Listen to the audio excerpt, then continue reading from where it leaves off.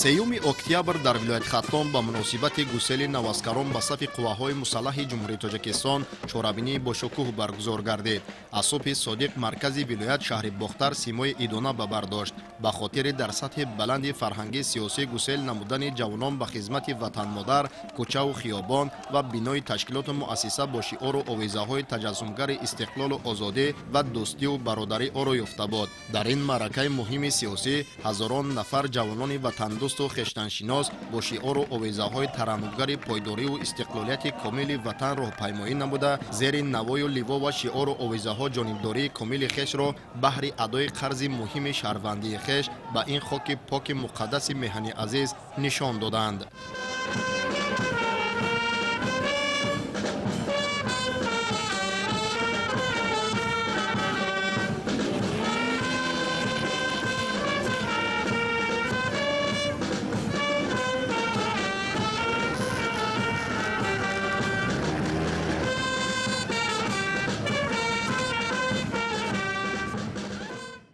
خدمت به صف قواهای مسلح جمهوری تاجیکستان ننگ و ناموس، افتخار و وطنداری و قرض شهروندی هر یک جوانمرد به حساب می رود.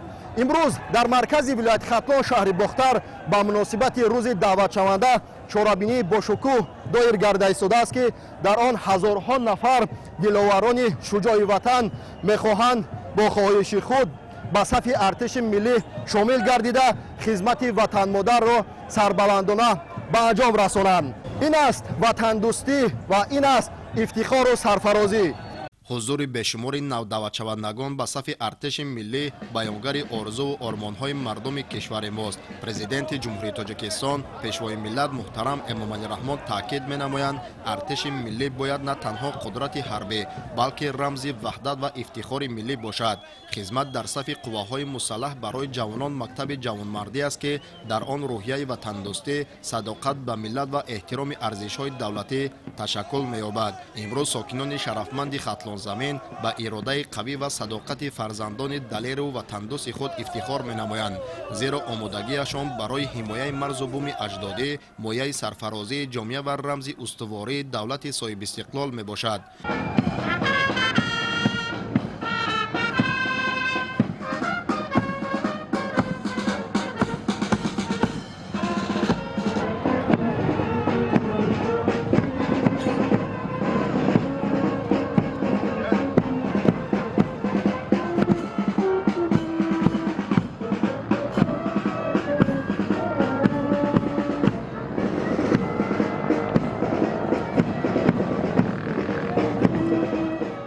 مورد ذکر است که راهپیمایی ادانه به افتخار گسیل جوانان به صف ارتش ملی در فضای تنتنوی و تحت نوای سرود و موسیقی‌های ترنمگر استقلال و آزادی، صلح و ثبات و وحدت ملی تا مکان برگزاری چهاربینی اساسی ادامه یافت.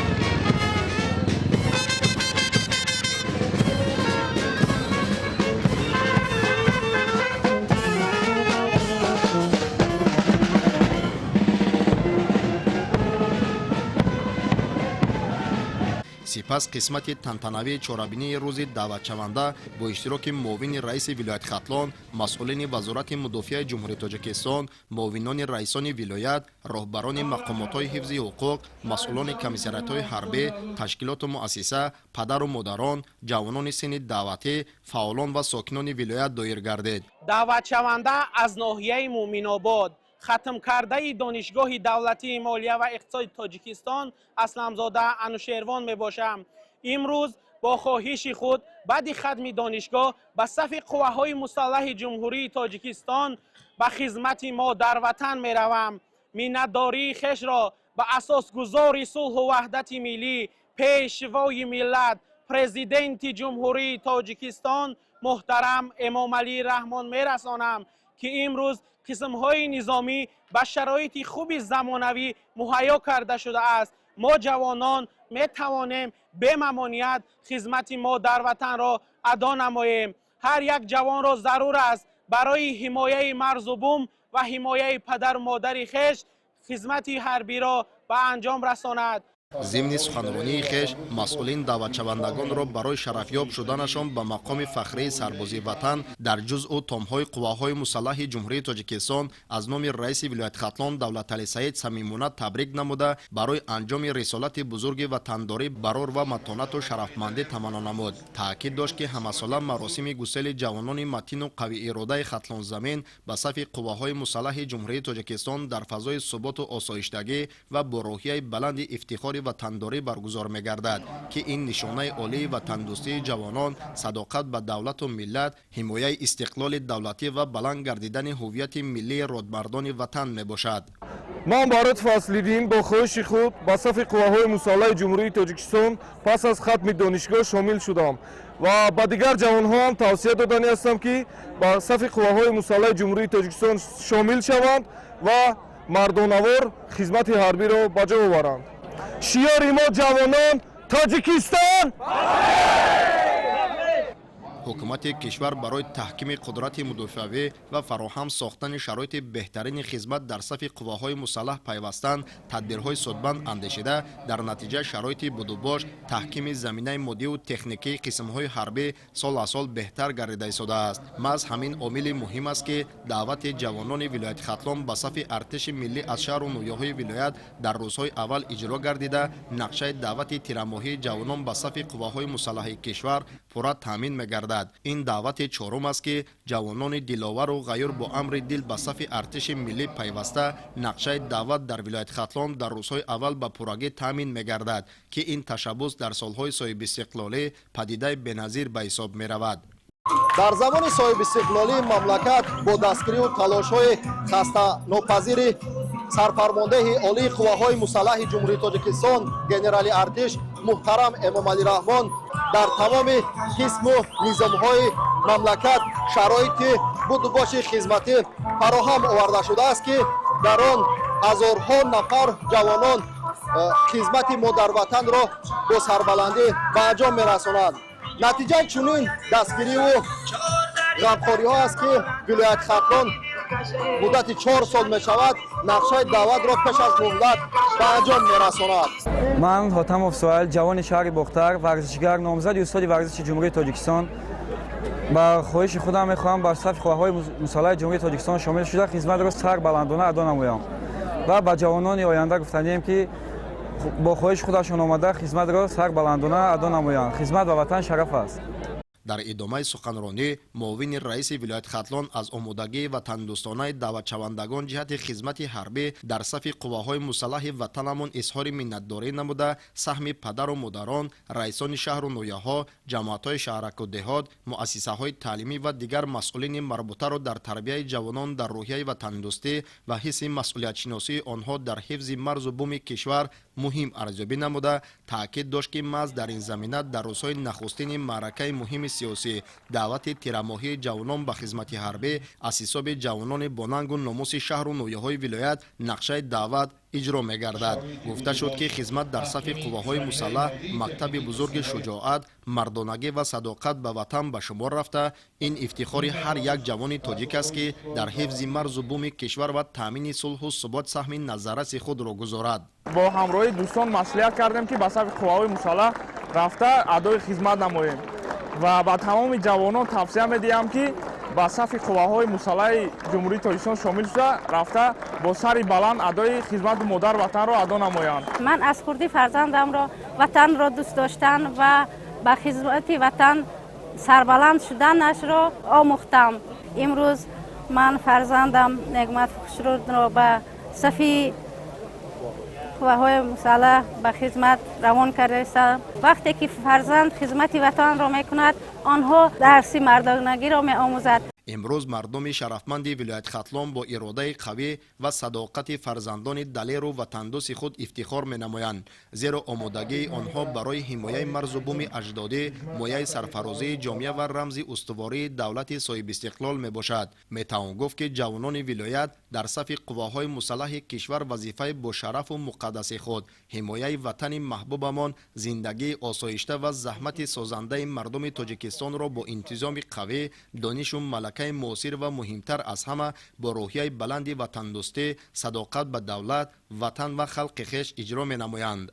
ман Мирзоҷонов Набиҷон, хатмкунандаи коллеҷи шаҳри Бохтар мебошам. ман ба хоҳиши худ ба хизмати халқу ватани худ омадам ва хизматро ба сари баланд хатм намуда ва ба назди падару модар ва аҳлу оила бармегардам. ба дигар ҷавононам низ гуфтаниам ки ба мисли мо ҷавонмардон омада хизмат кунам ва қарзи ҷавонмардии худро адо намоям. бояд гуфт ки тарбият дар ин мактаби мардонагии фарзандонро ҳамчун шахсият ташаккул медиҳад, дар шинохти арзишҳои муҳими инсониву давлатдорӣ муваффақ мегардонад, иродаи онҳоро дар роҳи ба даст овардани мақсад дар оянда устувор месозад. ҳамин сиёсати хиратмандона аст ки имрӯз қувваҳои мусаллаҳи ҷумҳурии тоҷикистон ба як ниҳоди устувор, қудратманд ва дорои эҳтироми баланди мардумӣ табдил ёфта истодааст. дар шароити имрӯзаи пуртазод вазъи зудтағйирёбандаи ҷаҳони муосир ки ҳатто давлатҳои пурқудрат ба таҳдиду хатарҳои ҷиддӣ рӯбарӯ гашта, буҳрони иҷтимоиву иқтисодии аксари кишварҳои сайёраро дар ҳолати ноустувор қарор додааст, ҷавонони ватандӯсту меҳанпарастро бояд бетафовут нагузорад.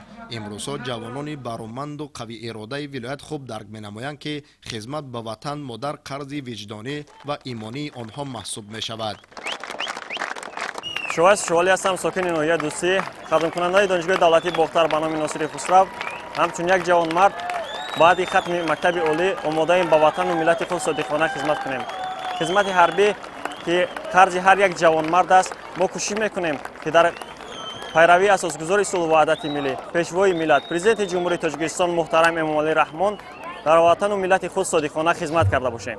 таваҷҷӯҳ бар рушд ва тақвияти артиши миллӣ, эҳтиром ба хизматчиёни ҳарбӣ ва шинохти нақши онҳо дар таҳкими ваҳдати миллӣ бояд яке аз афзалиятҳои сиёсати давлат ва ҷомеа бошад, зеро бе амният ва оромӣ ваҳдат пойдор намемонад ва бе артиши қавӣ амният таъмин намегардад. зикр шуд дар идомаи чорабинии имрӯза. дар маросими гусели ҷавонон ҳамчунин падару модарони онҳо суханронӣ намуда, бо ифтихору сарфарозӣ аз тасмимҳои фарзандонашон барои адои вазифаи муқаддаси хеш иброз доштанд ки хизмат ба ватан қарзи муқаддаси шаҳрвандӣ маҳсуб ёфта, масъулият дар ҳифзи марзу буми меҳанро бояд мо падару модарон ва ҷавонписарони худ биомӯзем. мо бояд фарзандонамона ихтиёри худаш қатъи хизмата рӯй кунем.